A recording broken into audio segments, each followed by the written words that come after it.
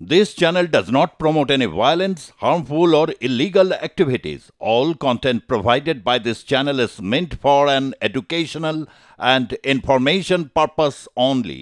শুরু থেকে আমরা নজর রাখবো বাংলাদেশের খবরে। প্রত্যেক দিন একটু একটু করে অবনতি হচ্ছে। জনসাধারণ সেখানে এই মুহূর্তে কার্যত তাদের স্বাভাবিক জনজীবন আর কিচ্ছু নেই। সংকটের মুখে সংখ্যালঘু হিন্দুরা। যদি কেউ সাহস করে চিন্ময় দাসের পক্ষে ওকালতি করতে চায় অথবা ওকালতনামা দাখিল করে, তবে তাকে সঙ্গে সঙ্গে সেই মুহূর্তেই আদালত ভবনে গণপিটুনি দিতে হবে। আদালত চত্বরে প্রকাশ্যে এমনই হুমকি এক কট্টরপন্থী বিরোধী আইনজীবীর। ভিডিওটি ফেসবুকে পোস্ট করেছেন লেখিকা তসলিমা নাসরিন। তাদের হুঁশিয়ারি, ইসকনের জঙ্গি সংগঠনের নেতা এই কারণে চিন্ময় দাসকে যতদিন না পর্যন্ত হত্যা মামলায় আসামি করা হবে ততদিন আইনজীবীদের এই আন্দোলন চলবে। প্রকাশ্যে হুঁশিয়ারি। চিন্ময় কৃষ্ণের হয়ে লড়াইয়ে 51 জনের বেশি আইনজীবীর বিরুদ্ধে পুলিশ মামলা করেছে। বেধড়ক মারধরের শিকার হয়ে আইসিইউতে ভর্তি আইনজীবী রমেন রায়। এই পরিস্থিতিতে লেখিকা তসলিমা নাসরিনের পোস্টে প্রকাশ্যে এলো এই কট্টরপন্থী আইনজীবীর হুমকি।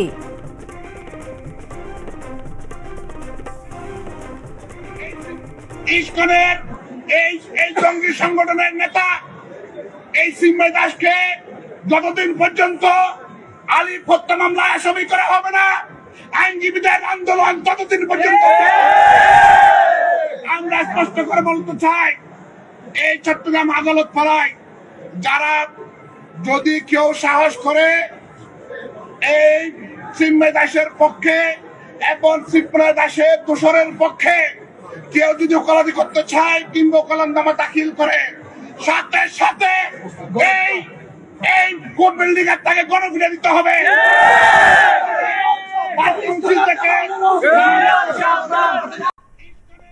কোন দেশে বসবাস করছেন বাংলাদেশের মানুষ, সে দেশের আইনজীবীরা, এরকম বয়স্ক এবং বরিষ্ঠ আইনজীবীরা, তারা যদি এই ধরনের বক্তব্য পেশ করেন, সেখানে জনজীবন, সেখানে আইন শৃঙ্খলা, সেখানে গণতন্ত্র তার কোন অবস্থায় রয়েছে বোঝাই যাচ্ছে।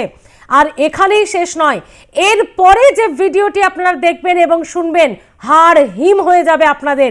বাঙালি ভাই বোনেদের বলছি, এই পাকিস্তান তোমাদের, পাকিস্তানের পারমাণবিক বোমাও তোমাদেরই, অর্থাৎ বাংলাদেশেরই। বাংলাদেশের দিকে চোখ উঠিয়ে দেখলে চোখ উপড়ে নেব, বাংলাদেশের ওপর হাত ওঠালে হাত ভেঙে দেব। এমনই হুঁশিয়ারি শোনা গেল এক পাক নেতার গলায় প্রকাশ্যে। ফেসবুকে ভিডিওটি পোস্ট করেছেন লেখিকা তসলিমা নাসরিন। ভিডিও পোস্ট করে তসলিমা লিখছেন, যারা 30 লক্ষ বাঙালিকে খুন করেছিল, 2 লক্ষ বাঙালিকে ধর্ষণ করেছিল, সেই খুনি আর ধর্ষকদের সঙ্গে বাঙালি বেঈমানরা কোলাকুলি করেছে, তারাই নাকি এখন বন্ধু। আত্মঘাতী বাঙালি এলে একেই বলে। आज हम अपने बंगाली भाइयों को जवाब देते हैं, उन्हें बताते हैं कि भाई ये पाकिस्तान तुम्हारा है, इस पाकिस्तान का जो एटम बम है ना वो भी तुम्हारा है। आए जुर्रत करे कोई आंख उठाकर बांग्लादेश की तरफ देखने की, उसकी आंखें निकाल देंगे। आए कोई हाथ उठाए और बांग्लादेश की तरफ हाथ उठाने की कोशिश करे, उसका बाजू तोड़ देंगे हम इंशाल्लाह अल्लाह के फजलो करम से। मैं आपको एक मुल्क का नाम नहीं लेता, खड़े हैं बांग्लादेश, बांग्लादेश, बांग्लादेश। आज हम अपने बंगाली भाइयों को बताते हैं कि भाई ये तुम्हारा है। আপনারা শুনলেন পাকিস্তানে দাঁড়িয়ে এক পাকিস্তান নেতার এই বক্তব্য, পাকিস্তানি নেতার এই বক্তব্য, যেখানে বাংলাদেশ এবং পাকিস্তানের পতাকাও একই সঙ্গে উঠছে। এই ভিডিও পোস্ট করেছেন তসলিমা নাসরিন, তীব্র নিন্দা জানিয়েছেন এবং কাকে বলে আত্মঘাতী বাঙালি তার তীব্র ভৎসনাও তিনি করেছেন তার পোস্টে। কিন্তু সব বিষয়টিকে যদি আমরা সামনে রাখি, আতঙ্কই শুধু নয়, শিউরে ওঠার মতো বক্তব্য। একদিকে আইনজীবী, বাংলাদেশ আদালত চত্বরে দাঁড়িয়ে বরিষ্ঠ আইনজীবীর বক্তব্য যে যদি কেউ চিন্ময় কৃষ্ণ দাসের হয়ে লড়তে চায় তখনই তাকে মারধর করা হবে, গণপিটুনি দেওয়া হবে। অন্যদিকে পাকিস্তানের নেতার বক্তব্য, অ্যাটম বম বাংলাদেশেরই। কর্নেল সৌমিত্র রায়ের সঙ্গে আমরা যোগাযোগ করেছি টেলিফোনে। কর্নেল রায়, সব মিলিয়ে যে আতঙ্কের পরিবেশ বললেও বোধহয় কম হবে। পাকিস্তানের নেতা পাকিস্তানের মাটিতে দাঁড়িয়ে দিনে দুপুরে ক্যামেরার সামনে বলছে পাকিস্তানের অ্যাটম বমও বাংলাদেশের অ্যাটম বম, এবং যদি বাংলাদেশের দিকে কেউ তাকায় চোখ উপড়ে নেব, হাত ভেঙে দেব। অন্যদিকে বাংলাদেশ আদালত চত্বরে দাঁড়িয়ে বরিষ্ঠ আইনজীবী বলছেন চিন্ময় কৃষ্ণের হয়ে কেউ দাঁড়ালে, আইনি লড়াই লড়তে আসলে সেই আইনজীবী গণপিটুনি খাবেন, গণপিটুনি দেওয়া হবে। কি অবস্থায় আইন শৃঙ্খলা বলে তো আর কিচ্ছু নেই। কোন আতঙ্কের পরিবেশে তাহলে বাংলাদেশ এগোচ্ছে? স্মৃতি একেবারে ঠিক বললে যে এই ধরনের ভিডিও যারা পোস্ট করছে আর এই ধরনের বক্তব্য যারা রাখছে, সেটার একটাই উদ্দেশ্য, যেমন পাতা ফোল্ড হচ্ছে কি বাংলাদেশে কি হচ্ছে, আমাদের অ্যাসেসমেন্ট একেবারে কারেক্ট হচ্ছে যে এর মধ্যে আইএসআই এর একটা বিরাট চক্রান্ত এই বাংলাদেশের মধ্যে যা হচ্ছে তার ভেতরে তারা জড়িত। এবারে যে তাসলিমা নাসরিন যে ভিডিওটা পোস্ট করেছে, যাকে দেখা যাচ্ছে অ্যাজ এ পাকিস্তানি লিডার, আমার মনে হয় সে ছদ্মবেশী আইএসআই অফিসার, পাকিস্তান আর্মির এক অফিসার, সে আইএসআই এর হয়ে কাজ করে, ছদ্মবেশে লিডারের নাম করে এই ধরনের একটা উত্তেজনা সৃষ্টি করার জন্য আর অ্যাটমিক বম ইত্যাদি ইত্যাদি কথা বলছে। কথাটার মধ্যে কিন্তু একটা সারবত্রাও আমি দেখতে পাচ্ছি। তার কারণ যখন পাকিস্তান এই অ্যাটমিক বম এক্সপ্লোড করেছিল ভুট্টোর জমানায়, তখন কিন্তু ভুট্টো বলেছিল যে এই বমটা ইসলামিক বম ভাবে ইউজ হবে। তার মানে ইসলাম যেখানে যেখানে খাতরে হবে বিশ্বের, সেখানে আমরা এই বম ইউজ করব, যারা ইসলামের বিরুদ্ধে কোনো অ্যাক্টিভিটিস করবে বা বিরুদ্ধে কথা বলবে। এটা আনফোল্ড হচ্ছে, কিন্তু এটা টোটালি আনরিয়ালিস্টিক। তার কারণ পাকিস্তানের নিউক্লিয়ার বম বা অ্যাটম বমের যে সিস্টেম, সেটা কিন্তু কন্ট্রোল করে, তার চাবি কিন্তু আমেরিকার হাতে। আমেরিকার সঙ্গে পাকিস্তানের একটা চুক্তি আছে যে নিউক্লিয়ার ওয়েপন বা অ্যাটমিক ওয়েপন ব্যবহার করার আগে পাকিস্তানকে আমেরিকার থেকে সাহায্য নিতে হবে। কিন্তু এর মধ্যে আমেরিকান ডিপ স্টেটের ইনভলভমেন্ট, আজকাল ডিপ স্টেট এরকম হয়ে গেছে যে মিডিয়া, যে মেইন স্ট্রিম মিডিয়া পাকিস্তান বা বাংলাদেশের মধ্যে, তারা কিন্তু আমেরিকার ডিপ স্টেট হয়ে কাজ করছে। এবারে আসি আমি আইনজীবীদের ব্যাপার। অবভিয়াসলি বাংলাদেশ এরকম একটা দেশ হয়ে গেছে যেখানে আইন কানুন ব্যবস্থা বলে কিচ্ছু নেই। সিভিলিয়ান অ্যাডমিনিস্ট্রেশন টোটালি সেখানে ব্রেকডাউন হয়ে গেছে। তার কারণ এই আইনজীবীরা তালিবানের মতো কথা বলছে। তার মানে বাংলাদেশে যে আইনি ব্যবস্থা, সেটা তালিবানি ব্যবস্থার মধ্যে হয়ে গেছে।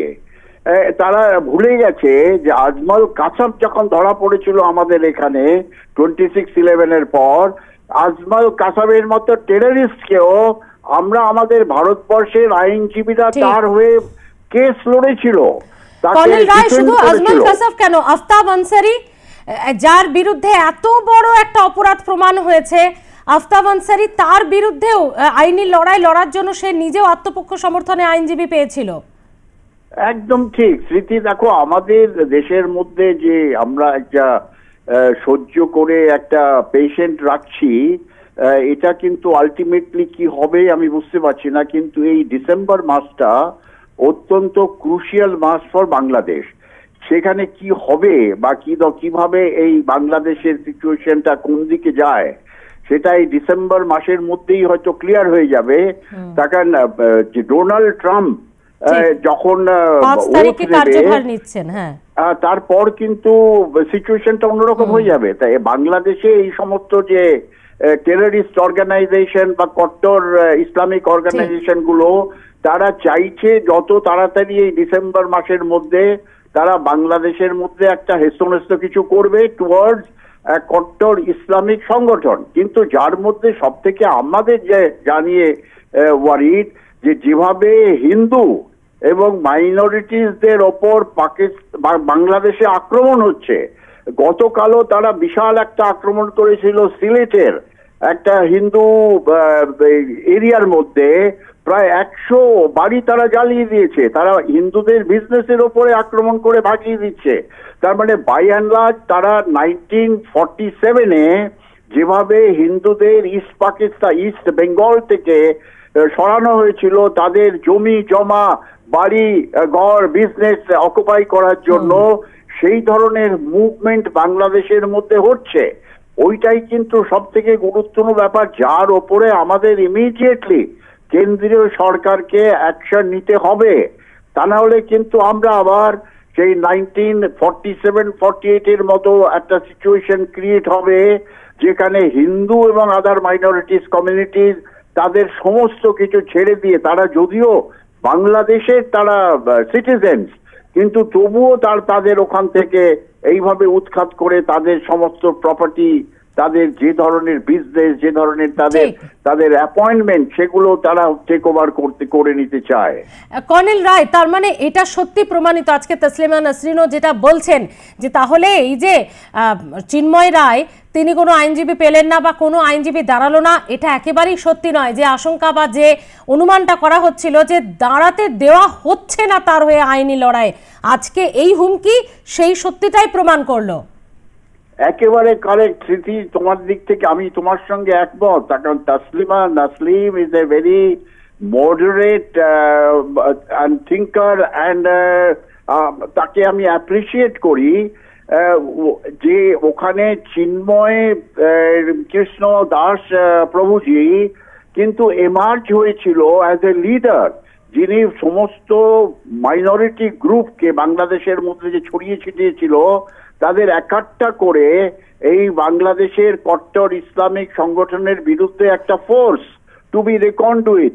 তাকে যে করেই হোক এরা চায় কি তাকে জেলের মধ্যে রাখবে। এটা আমরা দেখতে পাচ্ছি যে চিন্ময় প্রভুজিকে জেলে রাখার পর এই মাইনরিটি কমিউনিটিদের উপর যে আক্রমণ সেটা আরো বেড়ে গেছে।